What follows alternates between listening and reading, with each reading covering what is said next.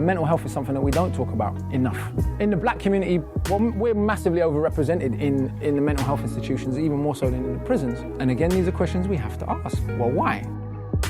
But once you get a control and an understanding of who you are, no one can use you against you. No one can ever use your mental illness against you. You've already spoke about it, so what you got? The biggest point in life to resolve mental health is like giving a fuck about a person. Where did you get the courage?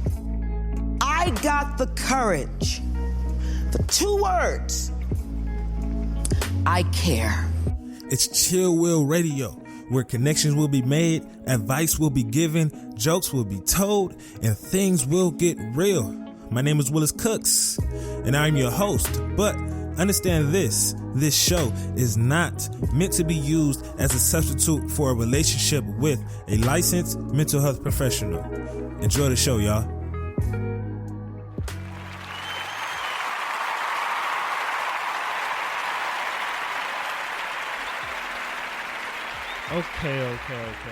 Okay. Sorry, everyone. Sorry, Tia. You're unforgiven. The one thing when it comes to technology is these technical difficulties, and I probably was on air for like a good 14 minutes. Wait, before we even start all that, Didier, do you hear me sounding on there? You hear me? We good? Wait, can I hear on the link? Let's I just sent the whole world the link. So if this is not it, my family gonna come kill you, Will. They are like, where are you? You told us you was gonna be on this app at this time. Why are you not on there? So I sent them all the link, okay?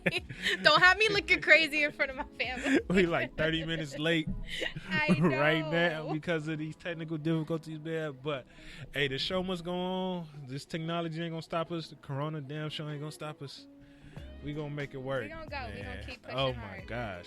First of all, thank you for coming through. I'm so happy to be Thank here. you. Typically, I do like the episode in parts. I like have the first part, which is me, then the second part would be like the self-care piece, and it'd be the guest. But X all that. Now. We just finna start from the beginning. I got to speak to the Keith Good News today. I'm feeling this He vibe. ain't nobody special, man. Keith know what it is. Keith think I'm racist and all this other stuff, man. So You could get in trouble. it's okay. It is perfectly fine.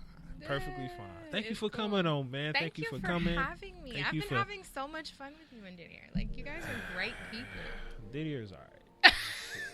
Look, he's making me look amazing right now on camera. I'm sure, right? I hope you so. Nah, I don't know. Is it Audio gone? from the first is gone. Yeah, long gone, the audio from the first is gone. Now we just finna start from the beginning and everything. Hopefully this is the beginning. The second part of the show, right? And I've never had this happen, so I guess you're the first to have this happen. But that's why we're therapists, because we can go with the vibes. We're gonna go with the know? flow. We're gonna go with the flow because things are unpredictable all the time. They right? are. So as always, I do a little self-care piece, right? I do a self-care piece, and the one self-care piece I want everyone to implement within their self-care regimen is to implement, make sure whenever you wake up, you implement the type of music that you want to kind of go with you for the day, right? So if you want something a little bit more motivational, if you want something to give you some energy, okay, listen to some motivational music. If you want to turn up, me and Tia was talking about her little music that she plays that in the YG morning. in the morning, that left right, that is my alarm. Gets her right in the morning, right? Because I'm very, very big on the way you start your morning is the way your day could possibly turn out, right? Yeah. And I'm very big on just making up your bed every single morning, right? No matter how you make it up, at least just make it up, right? Because it's the foundation of a lot of things. It's the foundation of routine. It's the foundations of how you start your day, how neat you make your bed up. It doesn't have to be military hotel type of neat, but just make it up. You know, it doesn't have to be superb, but just make it up. You know, that's one of the things you could do in the morning. But the one self-care piece I want everyone to implement within their self-care regimen is to change their alarm sound. Don't let it be the typical and in your phone thing. Tia listens to YG in the morning. In the morning. That's too much for me. Why are you hating so much? I'm not hating. Why you always say, see, perfect example. I'm not hating. It's just a lot of energy early in the morning. But you know what? I'm a high energy person. Like, you see, I'm like, it's about to be bedtime, and I'm like, whoa! Like, I'm everywhere. So YG in the morning. But do you sleep It's good? everything. You know what? I've never been a good sleeper ever. So Same here. what people think is like good sleep, I don't know what that is. But I also have chronic fatigue syndrome, so I'm always tired anyway. Chronic fatigue syndrome. Chronic fatigue syndrome. So it's basically You didn't just make that up? No, it's legit. Go look at it. Why are you hating so much today? Oh my gosh. But it's a the symptomology is basically no matter how much I sleep, I'm always tired. I think that might be me. Yeah, go to your Maybe. doctor. Well, I don't know. I only sleep like 4 hours a night. But I'm not the person. Everybody says you need 8 hours of sleep. I do not believe in that at all. Everybody's body is different. Some may need 8. I need like a good 3 or 4. If I sleep 8 hours, then I get drowsy, So you get and drowsy, sleepy and throughout the day, like I'm just tired. But if I sleep 4 or 3, sometimes I can sleep 2 and I just be good. I can't do that. Oh my god. So you need I'm 8? always taking, but that's why I work for myself in partial because I need to take nap breaks in like the middle of the day, or I cannot function. I'm like 100% against naps. Why? There's like, Who are you? I don't even want to be here. I was taught lazy people take naps. As I got older, Well, that's like the definitely first. not lazy. That's what I'm saying. As I got older, that's like the furthest from the truth. It is. The first, and sometimes I like take naps because I'm just like dead tired. Yeah. But like, nah, I'm against naps. Oh, I live for it. I took a nap before I came here, and it's Sunday, and nothing happened, and I still got me in a good nap. Mm-mm. Now you see I'm real functional, right? I see. There it is. I see. And I just got off of work, and I'm still functional too. We gonna make it happen. You are a king, sir. Exactly. Thank you. But the self-care piece, I want everyone to implement within their self-care regimen. Change your alarm when you wake up in the morning, whether it's to YG, whether it's to your favorite motivational speaker, or something real chill and somber like the music in the background is. Change it to something so that way it could assist you with the type of mood that you want to wake up that morning. All right. So moving on into the main topic, as you already know, Tia is here. But the one thing that we're going to speak about today is business and therapy. Yes. You have a laundry load of things that you do. I have about 90 jobs. All right, go down the list. In my I'm listening. spirit. Well, of course, I'm a licensed marriage and family therapist. Considering you're a social worker, we're like cousins, so yeah, whatever. First of all, here we go. First of all, this is like a HBCU rival thing. People. If you graduated from an HBCU, you can talk shit about HBCUs. But as soon as someone who from PWI try to talk shit, it's like it's not going to work. Well, so somebody who's not a therapist, you can't talk. I am a whole therapist. No, you though. are a therapist. Okay, I'm saying don't be hating it's on like us, if Didier LMFT. came in here as a photographer, it's like, yeah. nah, you're not finna bash my LMFT sister right here. Our sister. However, we can bash each other. Yeah, though. that's what I'm saying. That's just how we live. However, But we love you guys. We need you guys. But I'm a licensed marriage and family therapist. I own a private practice. Within that private practice, I have 2 offices. One in Northridge. Hey, Matadors. And, one in Lancaster, which is where I'm born and raised from. What's up, Paul George? He's from there. Good friend of mine. And then on top of that, I do trainings for Fortune 500 companies, EAPs, all of that. I write ESA letters for support animals. I own a group therapy practice. Jesus Christ, no wonder I'm tired all the time. I don't even know all my jobs, but mostly they fall under the therapist trainer perspective. the dope thing about all of that and what she just said is because 2 things, right? In school, I heard this a lot. Therapists and social workers don't make no type of money. You make no type of money if you got one job. But I think that's a lot of type of jobs, right? Yeah, that's the majority of jobs. If you got one job, you are living paycheck to paycheck. And you are. If you don't believe living paycheck to paycheck is a bad thing, you better look at the times we in now. Because those folks who just had one job, yes, suffering. And that's something I'm hearing a lot is different therapists are closing down their practices because that's real. literally all they do, and they're not open for teletherapy or even learning how to do it. I have a friend who does a course, shout out to Ariel, teaching people how to do it, and people are so like, I don't want to learn. And I'm like, well, in these times you're going to have to, because we don't know when we're going back to work. Are the therapists that are saying no to it, are they older therapists? Usually they're older. Yeah, they're older. They don't have a lot of technological skills, which I think some of the places are doing like CEUs and education to get people up to par, but a lot of times they're closing their offices because they just don't want to do it. Yeah, that's trash. It's bad. It is I mean, bad. like, I just started teletherapy once we got in here. On one end, I don't like it. Why are you hating? I'm not hating. I don't like it because of there are certain things that you're not going to be able to pick up. True. Teletherapy, right? The tension in the room or the energy that is coming from the other person, or certain things you're not going to be able to pick up. And I'm really big on picking up that from, my client on the other end. That tells me a lot. Teletherapy, probably because I'm still getting used to it and I'm still new, but teletherapy in the beginning was kind of like strange. It is strange. It's strange more so if you're doing it actually on the phone. I think that kind of takes away. I'm not doing You're not going to do it on the phone. That takes away the human connection of it because you can't even see the person. But I like the virtual therapy because the person is kind of in their own space.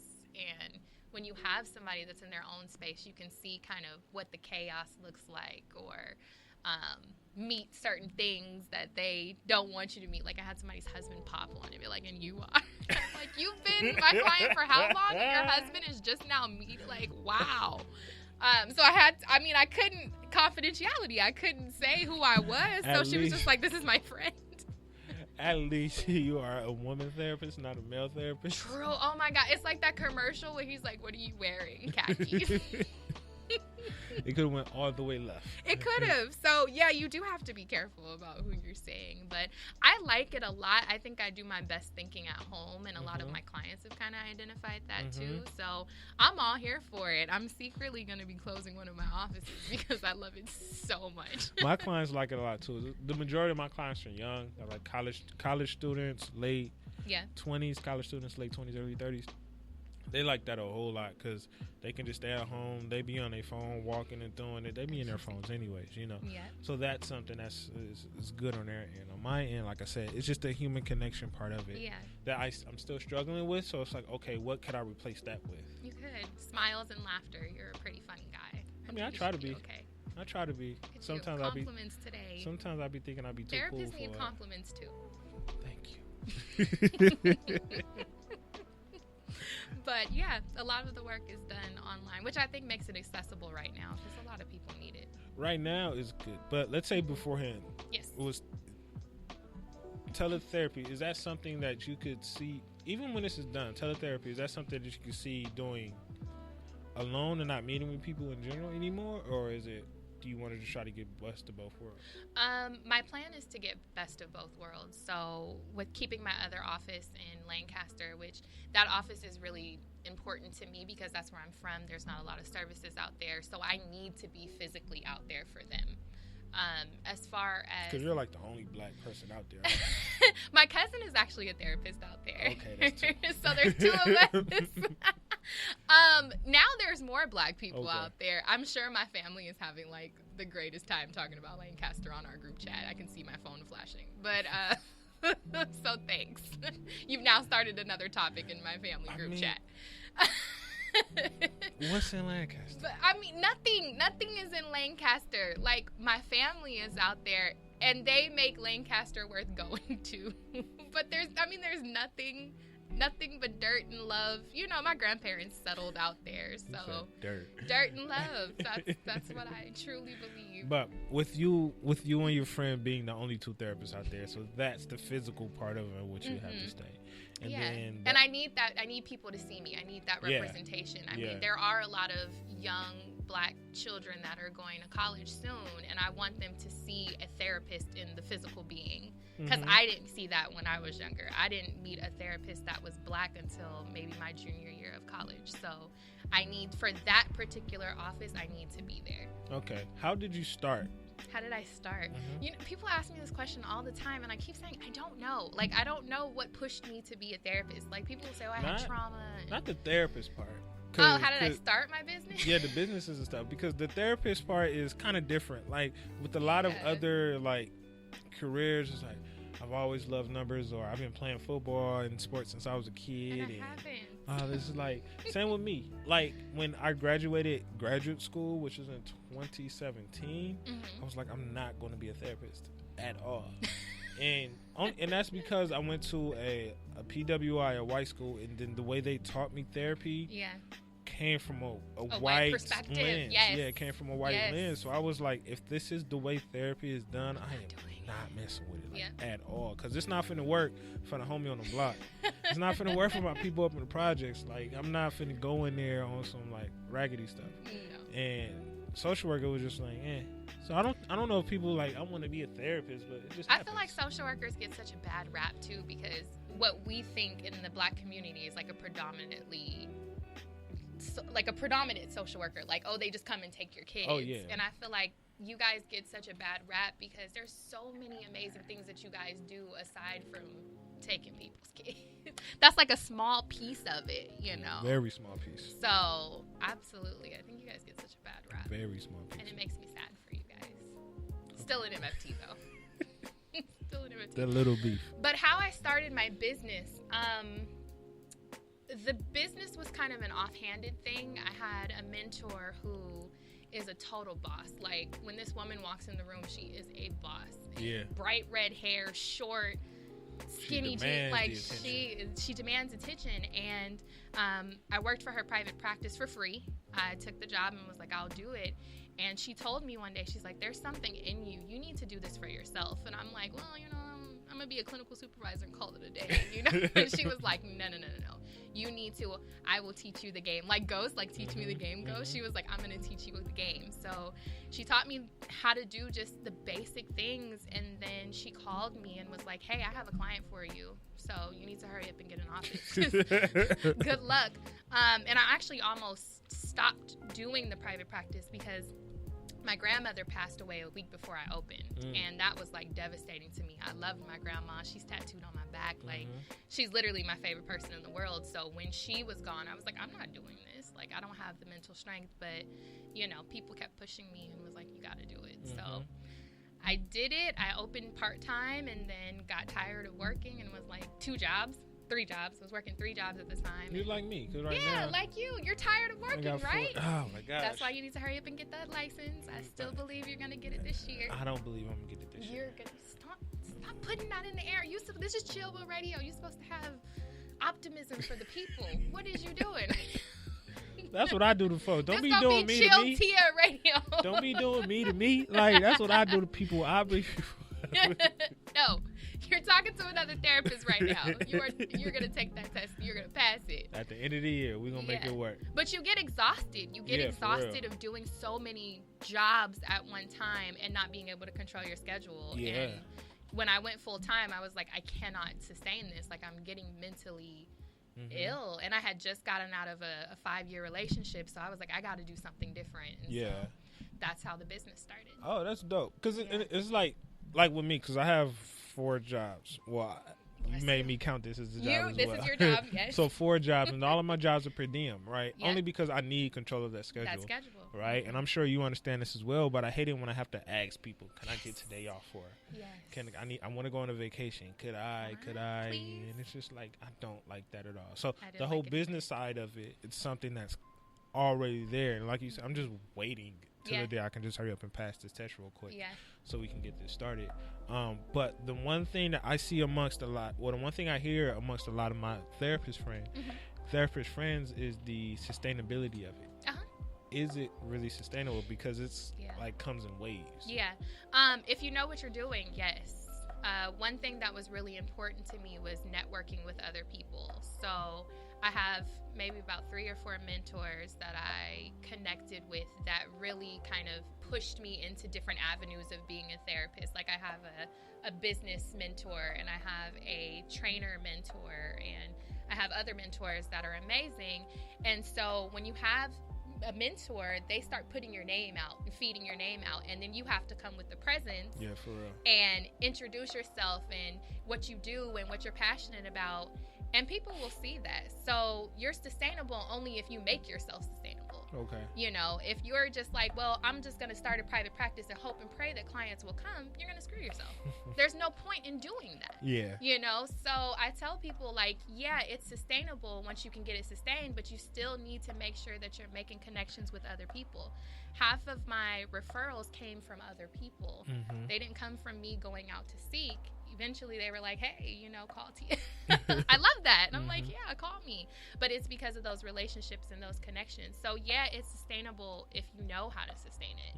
And sustaining it means making connections with other therapists. You'll never be out of work. Yeah, and I think that's dope, especially right now with the generation of therapists that are here now. Yeah. Right? We are kind of a little bit way more out there than, you know, the previous generation, because the previous generation of therapists is in the closet. We're not finna put our names out there. We need to, you know, make sure our service fees are like really, really low. It's like a brown bag It's therapist. like, nah. So putting yourself out there, whether it's through speaking, whether it's through, you know, having all of these mentors, these are obviously a lot of things that I see a lot of the older therapists struggling with, because it's like, okay, I have a practice now, like, Now what do I do? not even now to what do you do, but like the expectation that just because you have the private practice, you expect that like people are going to come. You have a little business card, you put your picture on the Psychology Today thing, and you think everything is fine and dandy because you have this office, and it's just like, nah, it's a whole lot of work that goes into it. It is a whole lot of work. I think I work more than when I worked an actual job. Like 9 to 5, I could go home and never think about the job until Monday. But I work on my business every single day. Like, my family makes a joke that I always have the phone in my hand. I'm like my uncle. Hey, Uncle Greg. He's always with the Bluetooth in his ear. Yeah. So they're like, you're your uncle's daughter. Because, you know, I'm always working. I'm always making sure that my business is doing its best. I'm doing my best as a therapist, but my business is doing its best. And I'm very careful about like what I do on social media or what I do just out in public, because I represent my business. So it's sustainable again because I sustain it, you know. But how are you able to balance both hats? Because the business hat is a completely different hat that many people aren't taught. Yeah. How are you able to handle the therapist hat and the business hat when, okay, my fees are set this amount, but then you have someone who's not able to fulfill that need? Do you refer them out? Do you have a sliding scale? Like, how do you? How do I do both? Exactly. I take predominantly insurance. So the cool thing about insurance is that it's already set up. So the insurance pays a certain amount, the client pays a certain amount. So before I even get a client in the room, I discuss the business details with them and just let them know, hey, this is your copay, or this is what the fee is going to be. This is how we collect. Like, I make sure when I come, or when they come into the space, they already have an idea. We've already done that by a phone. So then when they step into the space is what they need as far as therapy. I'm very strong on like my boundaries. I don't do phone calls after. You've heard the story of the crazy shenanigans that have happened to me in life. So I try to make sure that those therapist boundaries and those businesswoman boundaries are intact, because I am both, you know. So negotiating rates and sliding scales and things like that. And even right now, like, I still kind of seep into my business person side, because like people are losing their jobs. Yeah, for real. And one thing that I don't want somebody is to lose therapy because they don't have a job. So definitely having those conversations with clients, and I have a few like open spaces for like free clients and stuff like that. So you know, I just keep my boundaries strong. But the, like, going back to the sustainability part, especially during those times in which it's kind of dead, like, let's say the holidays, right, November to like January, where it's like kind of dead.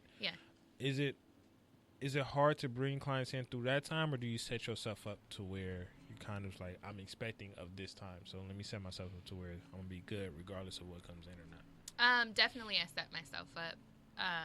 I think about it in kind of the ideation of like a teacher. Like, they know that in the summer they're not going to get paid, so they start, you know, saving up for the summer. It's the same way. I haven't really had a significant loss of clients during the winter, or like a downfall. One thing as a therapist, we know that in January it's going to pick back up because people are having those January goals and all that good stuff. So usually when clients take a break in like November, December, and the summer, I'll take my breaks as well, so that I can have time to like rejuvenate and get ready for the next crazy season, which is the school year and the new year. Yeah, because your population is kids, right? Yeah, I see little ones. Youngest is 2. And then I see a lot of retirees. So that doesn't really change for them. Like my mom is a retiree and she just be chilling. Like they're set. She be chilling. She's like, I can come whenever. So, you know, my niche market is very specific, so it kind of doesn't taper off except for with the kids. In the I just would say they're set, but the kids, especially like at my other job at the psych hospital, when the kids come in, the kids are not in there right now because there's no school right now. During the summer and during the winter break, like there's hardly any kids at the psych hospital. But when they start school, it's like like a rev up, popping, you know. So I would think the same would be with you. Yep. When school is in session, okay, this is the heavy season. This is time. The heavy season. What are some of the difficult parts of it though for you when it comes to the business side of it? When it comes to the business side, there's always a little bit of that imposter syndrome. I've had a lot of great business opportunities that have come my way, and I'm always like, okay, am I deserving of this? Do I deserve to have this opportunity? Like, what makes me different than other people? So I think because of that, I have to kind of remind myself that I'm still both. Like, I'm still the therapist and I'm still a business person. But, you know, I grew up around people who owned businesses, so I kind of have a little bit of insight of what business look like and what it can look like when it's kind of on a downfall. That's dope, because especially when it comes to the imposter syndrome part of it, like I kind of deal with that a lot. And we were kind of speaking about that earlier when it comes to like this show and me thinking like, hey, I've never been on this mic before, so it's just like I'm not finna try.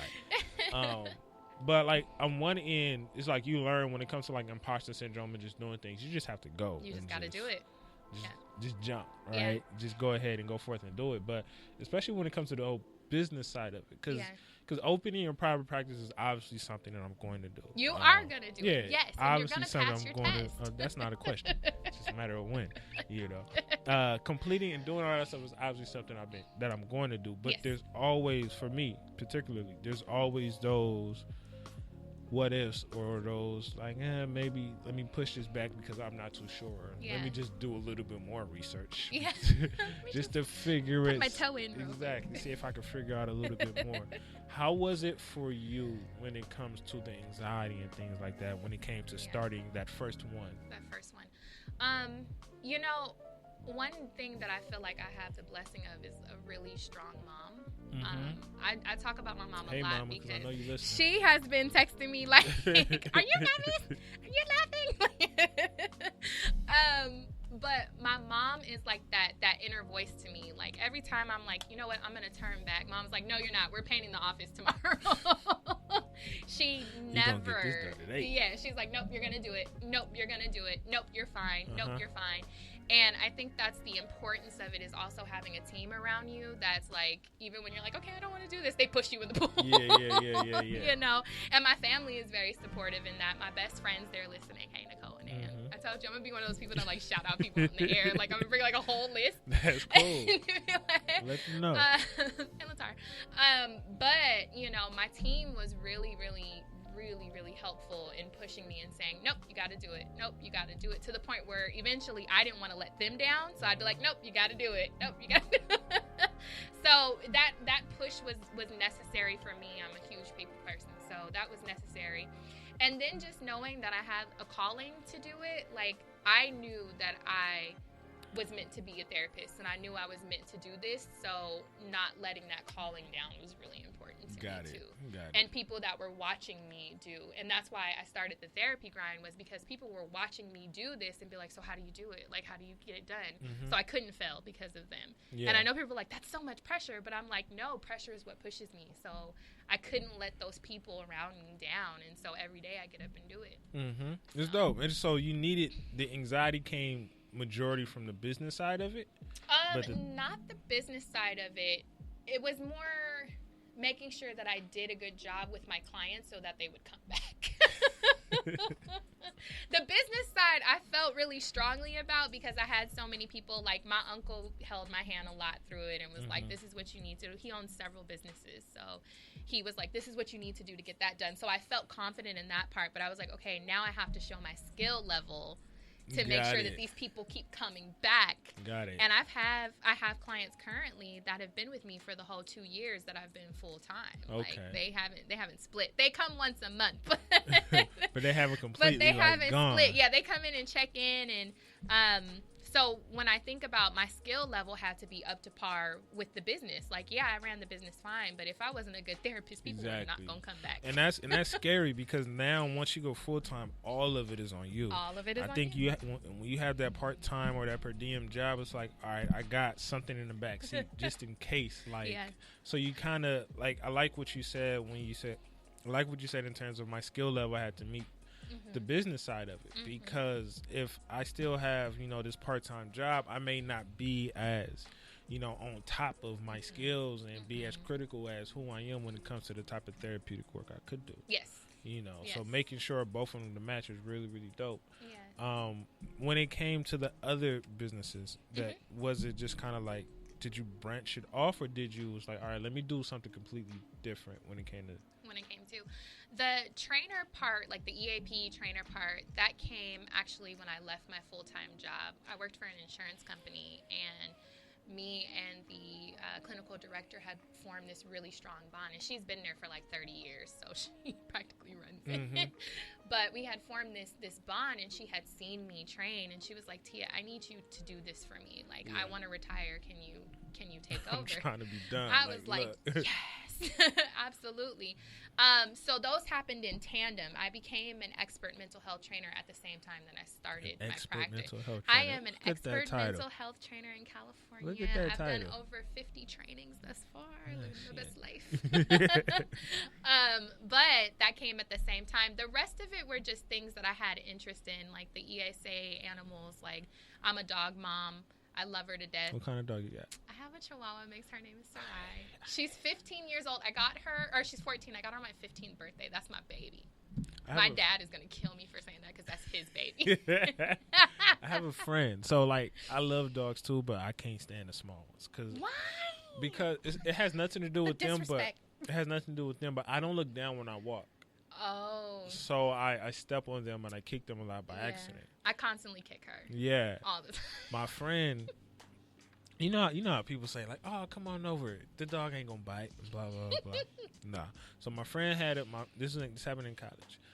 Me and my homeboy went to one of my friend's house. My friend, she had the Chihuahua probably for like a good 4 or 5 months. Yes. Right. I've been there a few times, so the Chihuahua was good with me. This guy, he was the first time here. The Chihuahua like bit his, I call them little ankle biters or whatever, but it bit his Achilles and tore it up. Oh, Like no. he would not. The dog would not let it go. He had bad spirit. That's the problem. Your friend had bad spirit. So you blame it on him. You're If not his gonna blame spirit it on is the dog. bad. My dog don't bite unless your spirit is bad. Okay. That's why she don't like me dating, because all these boys got bad spirits. She bites them because they have bad spirits. This is your guard dog, man. She's my god dog, but she's been my baby. So with that, she is actually a therapy dog. So Dope. not for me, but she, Yeah, especially yeah. with my babies with autism, she does. So I wanted to do that for other people. So I kind of just fell in that through a friend of mine. Do you bring the dog in? My dog? Yeah, sometimes. Okay. Specifically with my kids who have autism, they want her there. They love her. They take care of her. Like, can they take her home? Why does it work for them? Why do you think it works for them? I like to believe that she has autism. The dog. So, yeah, she doesn't look at you in the eye. She hates being, like, picked up and touched. Like, she You gets got an really antisocial stuck dog? No, she loves, like, people to pet her, but she doesn't want to be picked up. Oh, okay, got And then she, like, fixates on something, and she's on it for, like, an hour. So I think she has autism. So she connects, and, like, my kids will say, like, I think she has autism, too. Because they Because they each other. understand her, so they love her so much. But she's just super gentle Yeah. and, like, loving, and she wants to be pet all the time. And she's old, so she doesn't have teeth, so she can't bite anybody. Can I believe I'm, like, explaining my dog on this podcast? Nah, but that's dope because I should have brought her with me. but that's dope because I don't know any. You're the first. Yeah, Yeah, you're the first therapist that I know who has a therapeutic dog. Yeah. And bring it in. And I've heard of that a lot. Mm-hmm. Well, let me say this. You're the first black therapist who I know who has a therapeutic dog. I don't know if I should be happy or sad about that. I think the other forms of therapy we're just now kind of getting into. Yeah. Like equine therapy. I love equine therapy. I love horses. So I seen my friend get kicked by a horse one time. you know what? My family has a history with horses. I have a small little story. Y'all don't blow up my phone for this, but my mom, and I think she has like 8 brothers and sisters. I don't know. She has a lot of brothers and sisters. Shout out to all my aunts and uncles. But they had a horse, and it was named White Star, and it got hit by a car, and it like died. I wasn't expecting it to go there. So sad.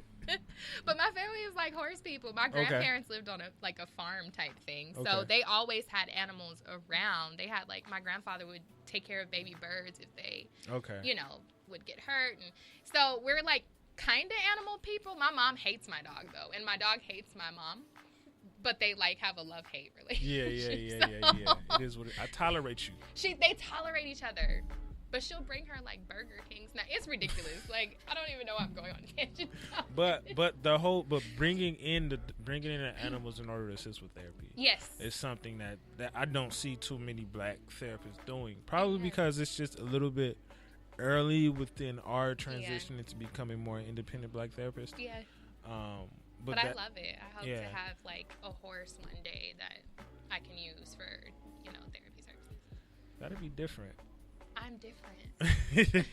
2 Chainz is like my spirit animal. I'm different. That'd be really different. Would you bring your clients to my house with the horse? Yeah, because I'm not closed off to other forms of therapy. It'd be different.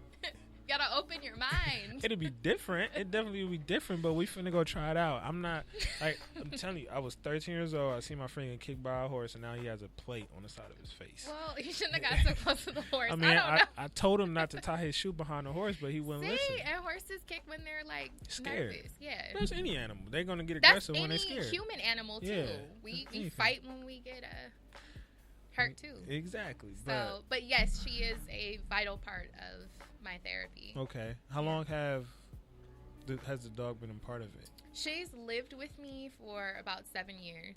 And because she lived with my mom originally, that's probably why they don't get along. But for the past 2 years, the past 2 years, she's been in the office a lot. So did you have to get the dog registered or certified? She has taken classes before. She's not certified. How'd that go? It was cool. Because Chihuahuas are kind of feisty. She doesn't like anybody though. Well, you know what? She likes people, but she likes her own space. She doesn't even like the fact that I'm home right now. She has an attitude with me. So reminds me of a cat. She hates me. She doesn't even bat an eye now. Come inside. And I'm get used to this, buddy. This is gonna be life. How does the therapy now? When you're using the therapy dog, what do you? Is the dog mainly just kind of sitting there and assisting the person with talking, or do you try to use it? So sometimes we use walk and talk therapy. I have a kind of secluded street where one of my offices is, and we'll take her and go for a walk. Usually with the kids, they like to take care of her, so they'll groom her. It just teaches them how to interact with something that's outside of themselves. Gotcha. So because kids don't have a really good self-concept yet. I just wrote a paper on that. So I think that's why this is in my mind. But kids don't have a really great self-concept. So bringing the animals in allows them to pretty much care for something else other than they have to be aware of themselves. They have to be aware of the space. They have to be aware how hard and soft she is. They have to be aware of this other thing that's in the room. So when they're with her, that's kind of the highest amount of therapy that we do because they're so in tune with just their space and everything. So it gives them the ability to be a little bit more comfortable. Yes. A little bit more comfortable because doing therapy with kids is in the beginning when I first started doing therapy with kids, and I've never done it with children. Let's say 10 and under. Yeah. I like the teenagers. I like the bad, kids who everybody hates. The ones who are the gangbangers and they think they. Oh, I love them. The stressed out kids and how suicide is a joke to them. I can't function.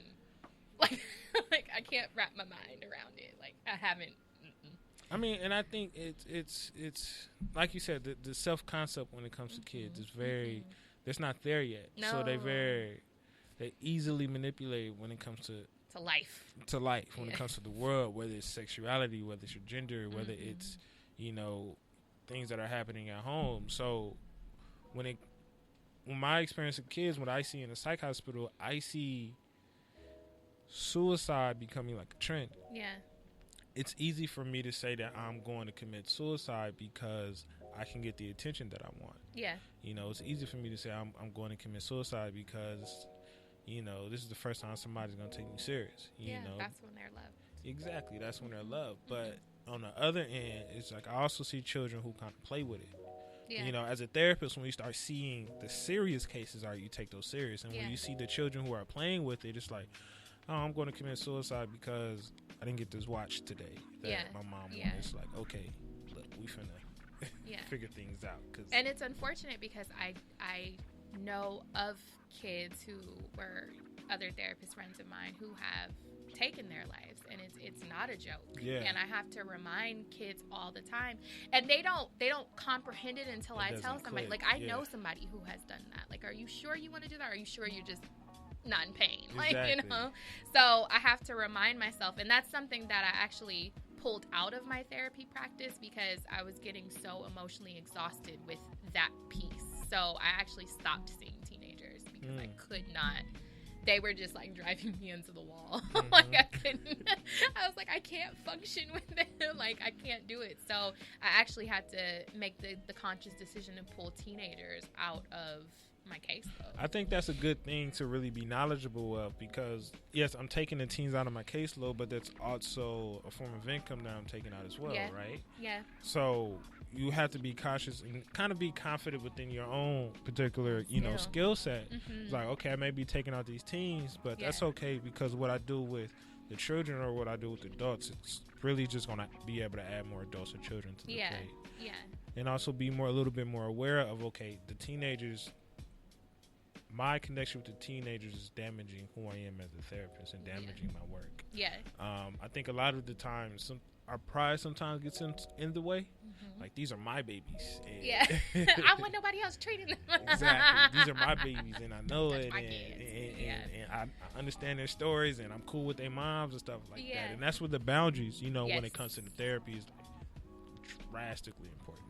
It's huge. I mean, that's the only way to really make sure that your business stays alive, because if you don't have boundaries, clients are going to be calling you at 3-4 o'clock in the morning, walking out of therapy sessions, doing the most. And so you have to really hold those boundaries in order to keep your business afloat. Was it difficult for you to establish those in the beginning?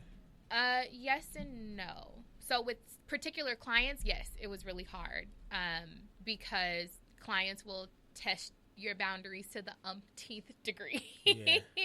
But with like answering the phone at night, yeah and no. That's something my mom absolutely hates, is the fact that I'm always on my phone, but I do a lot of my business on my phone. Yeah. So for me, as far as clients, like, I was really good with my boundaries. As far as myself, I had to get better at taking time for myself because again, my mindset is, if I fail, the business fails.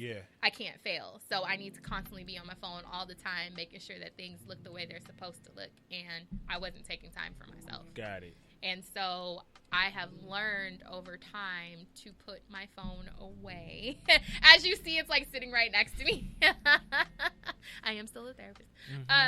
But I had to learn how to let the business do what it was going to do. The business was going to do what it was going to do regardless.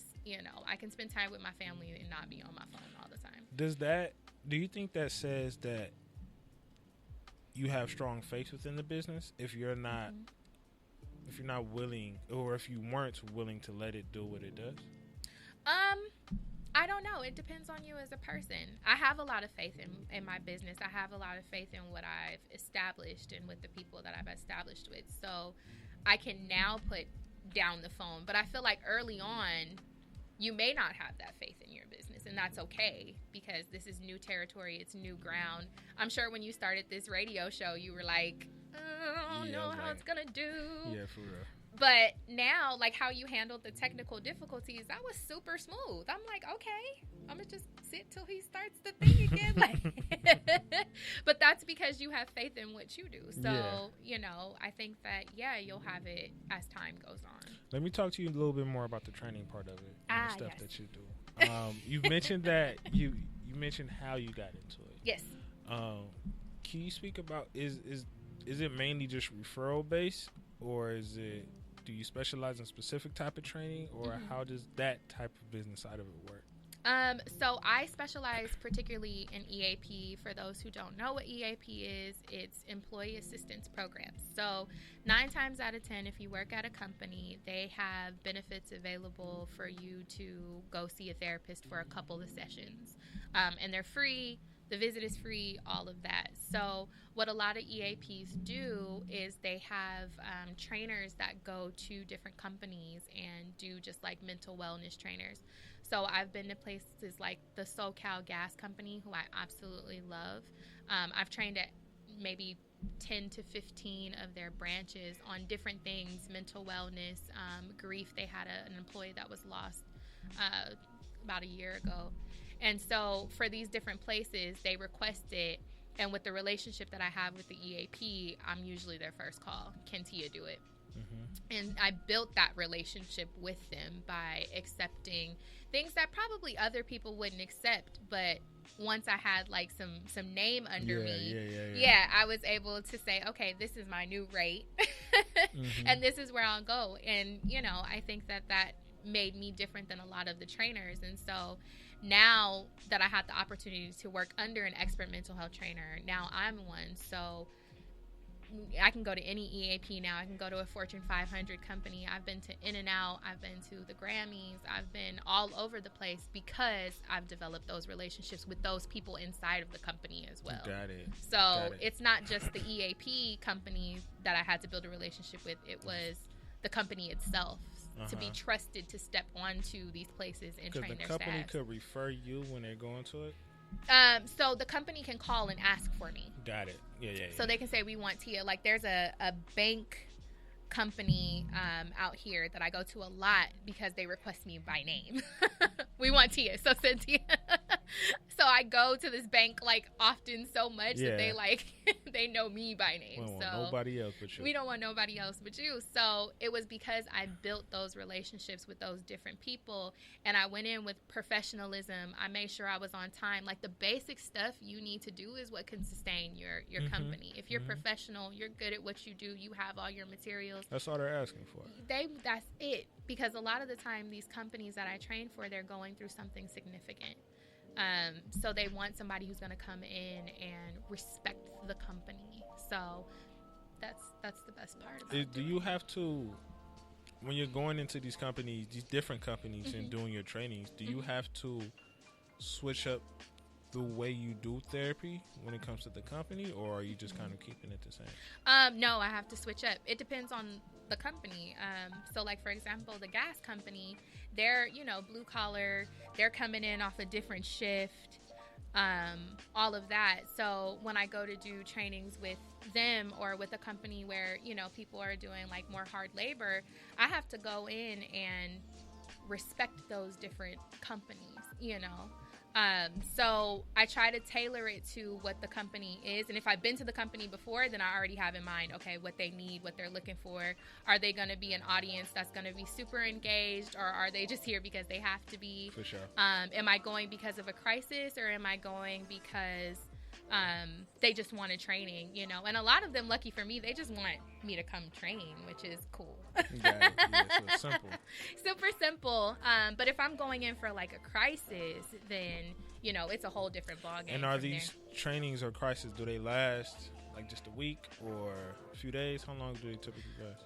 It could be multiple weeks. Like with COVID right now, a lot of companies are calling because they're laying off and things like that. So it could be as long as COVID is going. Yeah, or it could be short term. It could be just, some people are having communication issues and they want a therapist there to kind of help out with the communication. It could just be a day thing. It could be a mixture of both. Okay. When the COVID thing kind of ends, Do you think the business is going to get back? Do you think your business right now is kind of suffering? I don't want to say suffering. Died down a little bit, feeling a little bit because of the COVID? My business, no. I've actually gotten a lot of referrals. Okay. But again, those are like EAP referrals, things like that.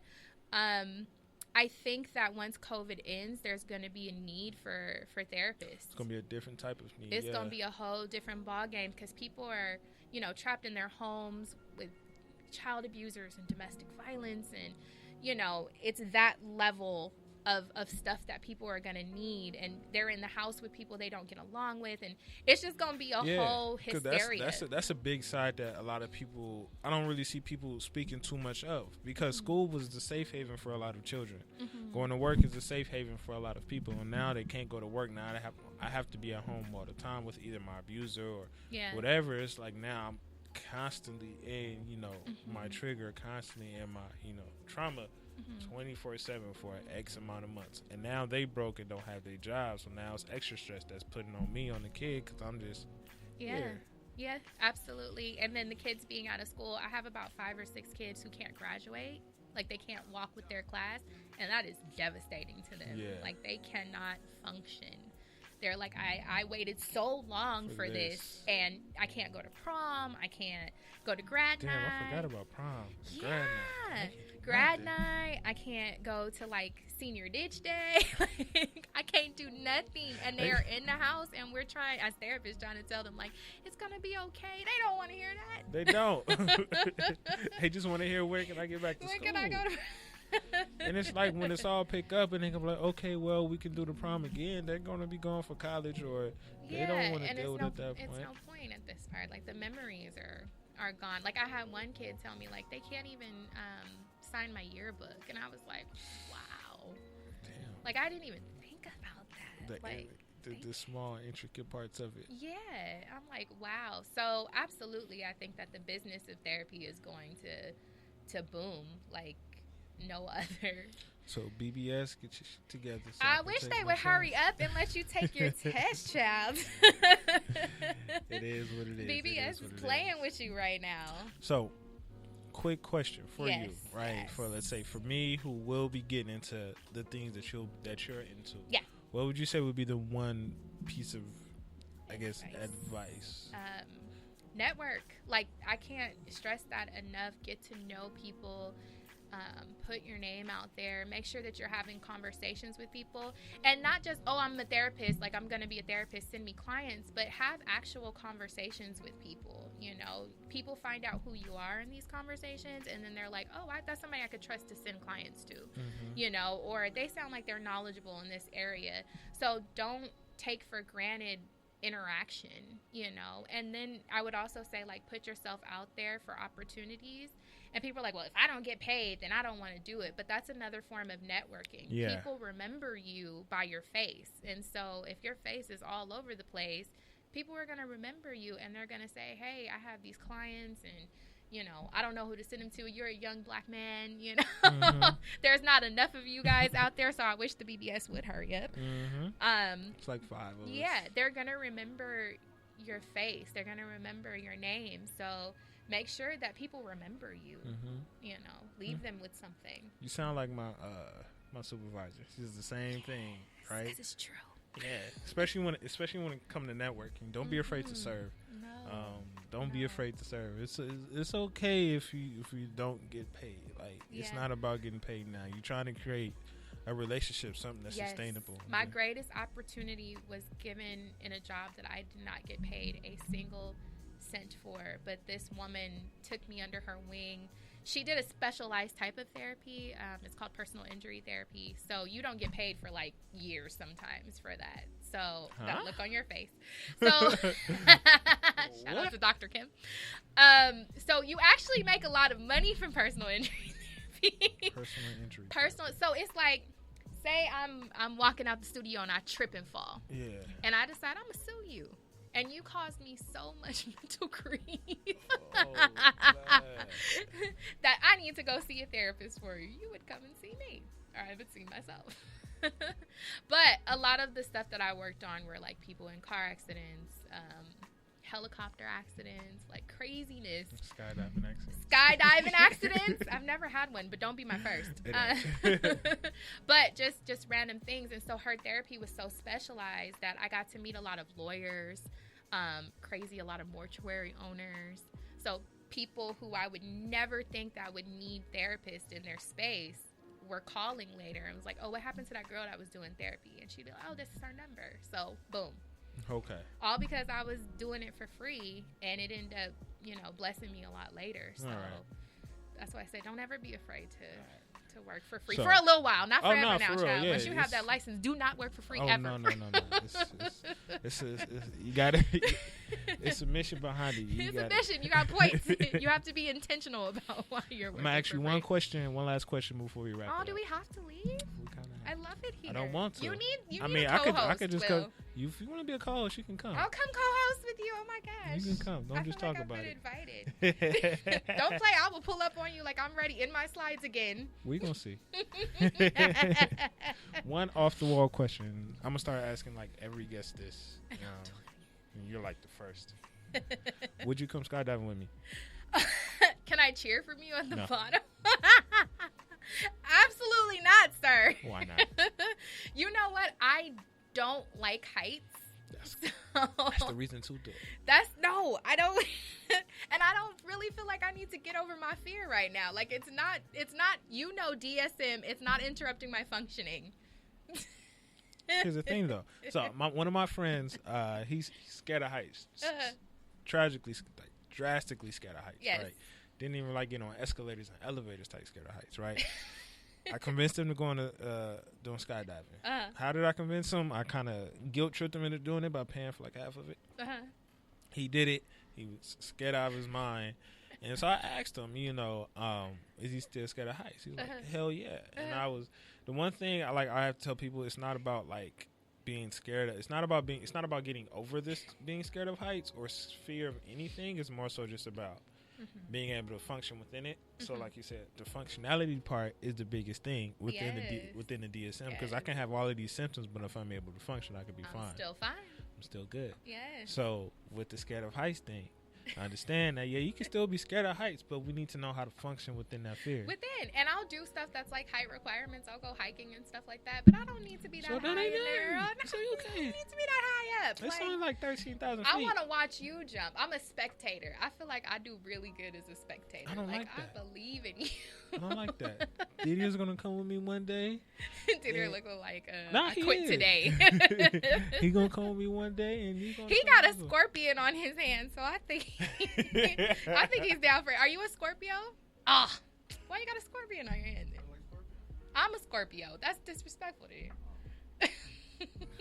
I'm now rageful right now. So you're coming, right? I'm coming skydiving. Oh, no, I thought you were saying I was coming to be your co-host, bro.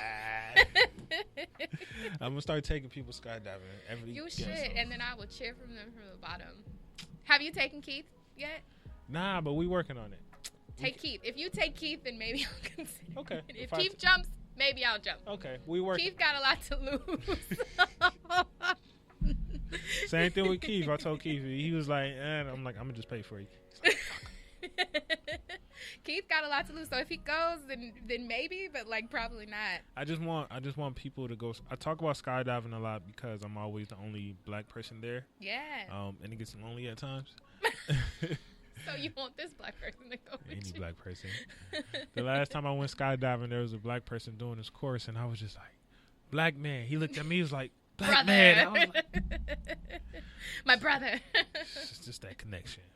Thank you for coming through. Thank you for having me. I've loved it. My cheeks hurt because I feel like I've been smiling the whole episode. I'm happy that you slid into my DMs. Please don't have your girlfriend come and kill me. He did not slide into my DMs in that way. She gonna be like, what DMs was you sliding into, Willis? Nah, we have a very open relationship, so she understands. That's good. Yes, you slid into my DMs on the good tip. On the right.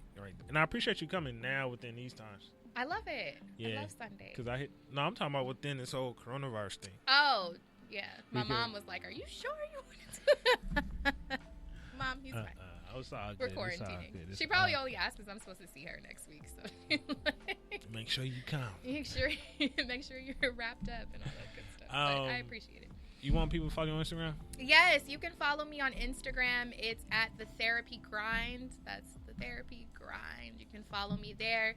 There I talk about building your businesses and living your dreams and being intentional about what you want to do as a therapist. So, yes. Just on Instagram? Yeah, you know, I haven't branched out into Facebook. That's okay. 'Cause I was forced to do Instagram. I'm so. only on Instagram too, and I barely even like it. But it's I okay. don't like it either. I was forced by a guy that I was dating to get on.